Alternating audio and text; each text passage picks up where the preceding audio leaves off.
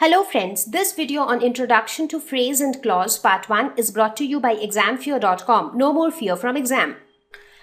Topics to be covered in this lesson are Introduction, Phrase, Clause, Comparison and Examples. इससे पहले कि हम phrase और क्लॉज की बात करें, सबसे पहले हम ये देखेंगे कि फ्रेजेस और क्लॉजेस जो हैं वो सेंटेंसेस से बहुत ही क्लोजली रिलेटेड हैं।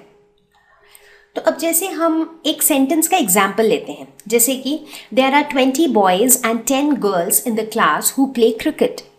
ये एक कंप्लीट सेंटेंस है क्योंकि ये ग्रुप ऑफ वर्ड्स हैं जिनका एक पूरा मीनिंग है, इसके एक मीनिंग निकल रहा है, राइट, कि क्लास में 20 लड़के और 10 लड़कियां हैं जो क्रिकेट खेलते हैं। तो ये सेंटेंस है। लेकिन अगर इसी सेंटेंस में से मैं कुछ ग्रुप ऑफ वर्ड्स को उठा लूँ अलग से, जैसे कि अगर मैं सिर्फ ये 3 वर्ड्स को पिक कर लूँ, इन द क्लास, तो इन द क्लास क्या है? ये ग्रुप ऑफ 3 वर्ड्स है, इन द और क्लास। और इन द क्लास का कोई मतलब होता है? हाँ, मतलब तो होता है। इन द क्लास का मतलब होता है क्लास में। तो इसका एक मीनिंग भी है, लेकिन क्या इसका एक कंप्लीट मीनिंग है? नहीं, क्योंकि अगर मैं ये बताऊं इन द क्लास, अगर मैं आपसे कहूं इन द क्लास, तो आपको क्या समझ में आएगा? क्लास में। पर क्लास में क्या? क्लास में क्या हो रहा है? क्लास में 10 बच्चे हैं, या क्लास में शोर हो रहा है, या फिर क्लास में एग्जाम चल रहा है, क्या हो रहा है वो नहीं पता, राइट? क्यों? क्योंकि इससे कंप्लीट मीनिंग कन्वे नहीं हो रहा है। तो इन द क्लास जो है वो ग्रुप ऑफ वर्ड्स हैं जिसका कुछ मीनिंग है बट कंप्लीट मीनिंग नहीं है, राइट? उसी तरह से अगर मैं ये 3 वर्ड्स पिक कर लूं, हु प्ले क्रिकेट, इसका क्या मतलब हुआ?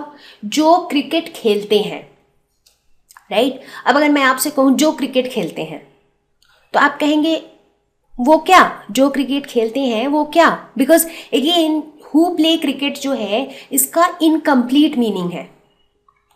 तो ये जो सेंटेंस है, ये पूरे सेंटेंस का एक मीनिंग है, लेकिन अगर हम इसमें से छोटे से एक पार्ट को उठा लें, जैसे इन द क्लास या हु प्ले क्रिकेट, तो इनके जो मीनिंग्स हैं ये कंप्लीट मीनिंग नहीं है, राइट? मतलब ये कुछ ग्रुप ऑफ वर्ड्स है जिनका कुछ मतलब है बट पूरा मतलब नहीं है, राइट? तो ये जो लेसन है इसमें हम फ्रेजेस और क्लॉजेस के बारे में पढ़ेंगे, और फ्रेज और क्लॉज ये इसी तरह के सेंटेंस के पार्ट्स होते हैं जिनके मीनिंग होते हैं बट कंप्लीट मीनिंग नहीं होते हैं। तो ये बस एक इंट्रोडक्शन है फ्रेजेस और क्लॉज का। अब जैसे जैसे हम आगे बढ़ेंगे तो हमें और क्लियरली पता चलेगा कि फ्रेज एग्जैक्टली क्या होता है और क्लॉज एग्जैक्टली क्या होता है, क्योंकि दोनों अलग चीजें होती हैं, ठीक है? तो अब हम स्टार्ट करते हैं फ्रेज से। Phrase is a group of words which make sense but not complete sense. तो ये बड़ा ही इंटरेस्टिंग पार्ट है कि इसका मीनिंग होता है लेकिन कंप्लीट मीनिंग नहीं होता है। तो हम एक एग्जाम्पल देखते हैं। The book is lying on the table. ये तो ऑफ कोर्स सेंटेंस है, क्योंकि इसमें ये हमें साफ साफ बता रहा है कि जो बुक है वो टेबल के ऊपर है, राइट? वो हमें दिख भी रहा है। तो दिस इज अ सेंटेंस। लेकिन इसी सेंटेंस का अगर मैं इस पार्ट को पिक कर लूं, on the table, on the table मतलब टेबल के ऊपर, राइट? तो टेबल के ऊपर एक मीनिंग है इसका, यस है, लेकिन एक कंप्लीट मीनिंग नहीं है। मतलब ऑन द टेबल क्या क्या है? टेबल के ऊपर कोई बैठा है, टेबल के ऊपर बुक है, टेबल के ऊपर पेन है, टेबल के ऊपर, पता नहीं क्यों, क्योंकि इसका कंप्लीट मीनिंग नहीं है। तो ऑन द टेबल जो है यहाँ पे, ये क्या हो गया? ये हो गया फ्रेज। तो फ्रेज क्या हो गया? Group of words on the table, ये तीनों वर्ड्स को जोड़ के बनाया गया है जिसका मीनिंग है which make sense but not complete sense, right? एक एग्जाम्पल और देखेंगे। Who came to your place, this is again a sentence, लेकिन इसी में से अगर मैं टू योर प्लेस की बात करूं, मतलब तुम्हारे घर पे, राइट? तो तुम्हारे घर पे इसका मीनिंग तो है लेकिन पूरा मीनिंग नहीं है। मतलब तुम्हारे घर पे क्या? कोई आ रहा है, मुझे आना है, तुम नहीं हो, तुम्हारे घर पे क्या हो रहा है वो मुझे नहीं पता, राइट?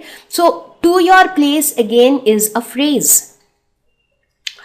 तो ये हो गया फ्रेज। अब हम देखते हैं कि क्लॉज क्या होता है। Clause is a part of sentence that contains a subject and a predicate. तो इसी तरह से क्लॉज फ्रेज से अलग है। क्लॉज भी जो है वो एक सेंटेंस का पार्ट है, ठीक है? मतलब वो एक कंप्लीट सेंटेंस नहीं है, सेंटेंस का एक हिस्सा है, लेकिन क्लॉज के अंदर एक सब्जेक्ट और एक प्रेडिकेट भी होता है। तो हम सब ने सब्जेक्ट और प्रेडिकेट पढ़ रखा है। जिनको नहीं पता है, सब्जेक्ट और प्रेडिकेट पे एक वीडियो ऑलरेडी बना हुआ है, उसको आप पहले देख लें, ठीक है। तो सब्जेक्ट जनरली क्या होता है, कोई भी सेंटेंस में जो डूअर होता है, जो एक्शन कर रहा होता है, वो सब्जेक्ट होता है। मतलब सब्जेक्ट को कह सकते हैं कि सेंटेंस का हीरो होता है। अब प्रेडिकेट क्या होता है, जो बाकी पार्ट होता है सेंटेंस का, जैसे कि जो वर्ब है प्लस जो बाकी सपोर्टिंग वर्ड्स हैं वर्ब के, वो सारे प्रेडिकेट में आ जाते हैं, ठीक है। तो क्लॉज वैसा पार्ट होता है सेंटेंस का जिसका एक सब्जेक्ट और प्रेडिकेट भी होता है। तो ये काफी इंटरेस्टिंग है। तो एक एग्जाम्पल देखते हैं। I have a bracelet which is made of silver. तो ये लेडी कह रही है इनका ये ब्रेसलेट जो है वो सिल्वर से बना हुआ है, ठीक है। तो इस सेंटेंस में अगर आप इस पार्ट को देखें, which is made of silver, इसका क्या मतलब हुआ, जो कि सिल्वर का बना है। तो इसका एक मीनिंग तो है, ग्रुप ऑफ वर्ड्स भी है। तो आप कह सकते हैं तो फिर तो ये फ्रेज होना चाहिए, क्योंकि इसका मीनिंग है, ग्रुप ऑफ वर्ड्स भी है, बट कंप्लीट मीनिंग नहीं है। बट ये फ्रेज नहीं है। क्यों?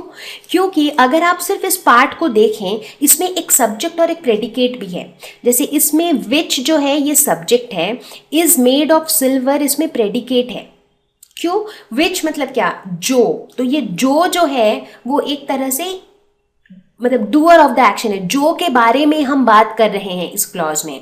और वो जो क्या है, इज मेड ऑफ सिल्वर। तो is made of silver predicate है। तो चूंकि इसमें एक सब्जेक्ट और प्रेडिकेट है, इसीलिए ये हमारा फ्रेज नहीं है बल्कि ये क्लॉज है, राइट। तो इसको बहुत ही ध्यान से समझिए कि कोई भी सेंटेंस का पार्ट जिसका मीनिंग है, कंप्लीट मीनिंग नहीं है, वो फ्रेज है। लेकिन अगर उस पार्ट में सब्जेक्ट और प्रेडिकेट अलग अलग से दिख रहे हैं तो वो फ्रेज नहीं है, तो वो क्लॉज है, ठीक है। तो हम एक एग्जाम्पल और देखते हैं। She thinks that Rama has done it. तो ये जो पिंक ड्रेस में बंदी है, ये सोच रही है कि रमा ने ऐसा किया है, ठीक है। अब इस सेंटेंस में अगर आप सिर्फ इस पार्ट को देखें, रमा हैज डन इट, ये क्या है, ये है, ये एक कंप्लीट, एक तरह से इसका पूरा मीनिंग है, रमा हैज डन इट, ये एक तरह से एक कंप्लीट मीनिंग का सेंटेंस है। बट यहाँ पे ये पूरा सेंटेंस नहीं है, ये इस पूरे सेंटेंस का एक हिस्सा है, ठीक है। अब इस हिस्से में इसका मीनिंग भी है, ठीक है, लेकिन इसमें क्या सब्जेक्ट प्रेडिकेट है, रमा यहाँ पे क्या है, सब्जेक्ट है, हैज डन इट यहाँ पे प्रेडिकेट है। तो मतलब ये एक सेंटेंस का हिस्सा है और इसमें एक सब्जेक्ट और एक प्रेडिकेट भी है।